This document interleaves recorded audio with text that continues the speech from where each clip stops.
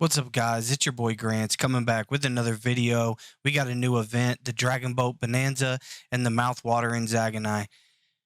We're going to go over a couple points. I want to share my thoughts on some of these events and stuff. Anyway, guys, if you would, please like and subscribe and also comment down below on some of your thoughts on some of these events and let me know how you feel. Anyway, guys, stay tuned.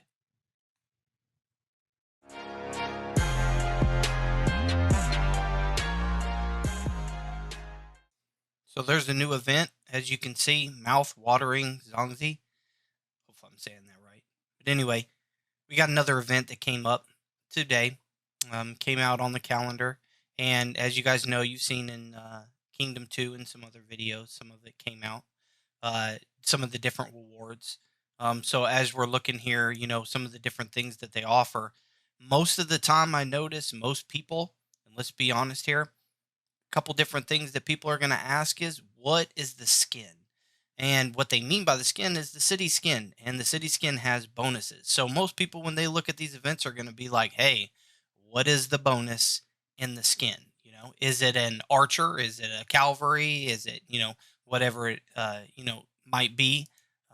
And you can always check with your castle all the way down. Let's see.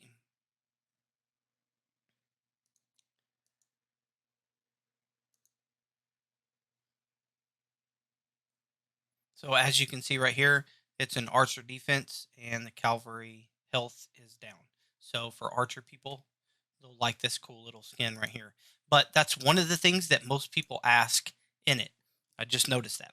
The second thing is making sure it has gold sculpture heads. Everybody's into gold sculpture heads. And so, the packs or the events are always really kind of the same. You got five here, you got five more, you got 10, that's 20, you know, and then that 35.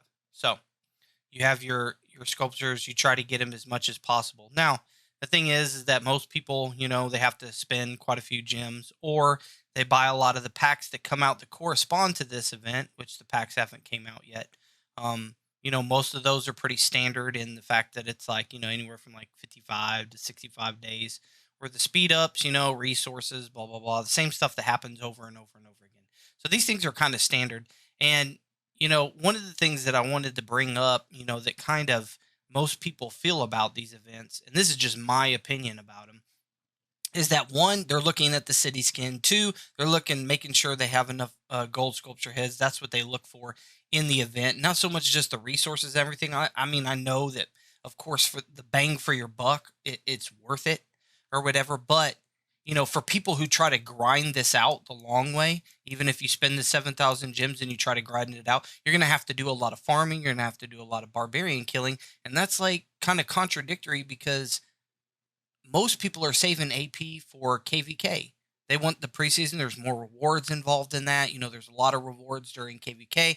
Most alliances are going to say save the majority of your AP for KVK. And these events come out and you're like, do I spend the AP and try to grind it out? No, I can't. Well, I don't want to spend a bunch of money. So I can't really, have all of this unlocked like I want to without grinding it out, and to this day, they really don't have any, packs that have any AP. I mean, I don't really see them. There's not like AP pack right here or whatever. And I think that's a shame. I think that Lilith kind of needs to think about that because in my experience in the past 2 or 3 months with KVK, how fast KVK come out, and most of these events that take a lot of AP, most people would literally buy a crap ton of packs if they were just AP packs because let's be honest, it takes a lot of AP and people are struggling to find ways to save their AP or get AP. It's not like you can just,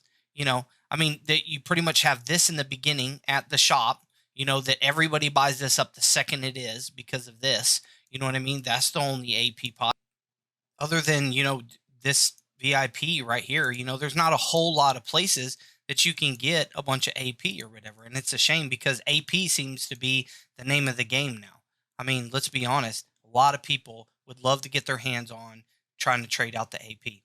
And with these events, they always have these things like the Dragon Boat Bonanza, where every single day you can do all these different events and things each day as it goes by. But this gives you a bunch of epic commander sculptures. You know what I mean? And so like depending on the level, like if you get up to like 80 something, you get 80, epic sculptures. Well, if you're not like in the first 3 months of your Rise of Kingdoms or whatever, most of people's epic commanders are maxed out. So then you're waiting for KVK to get so you can trade in sculptures and stuff to get other goodies or whatever. So like, I mean, it's an event, you grind it out, but a lot of the way to get the highest or whatever, you really don't get much as far as gold sculptures and stuff here.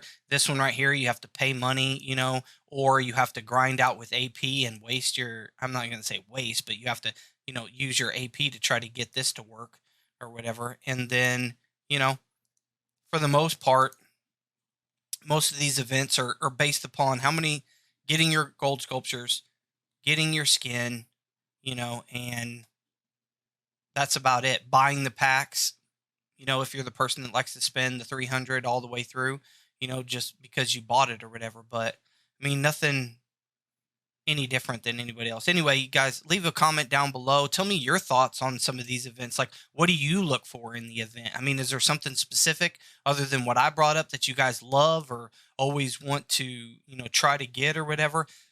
Just leave me a comment below. And as always, I appreciate you guys tuning in.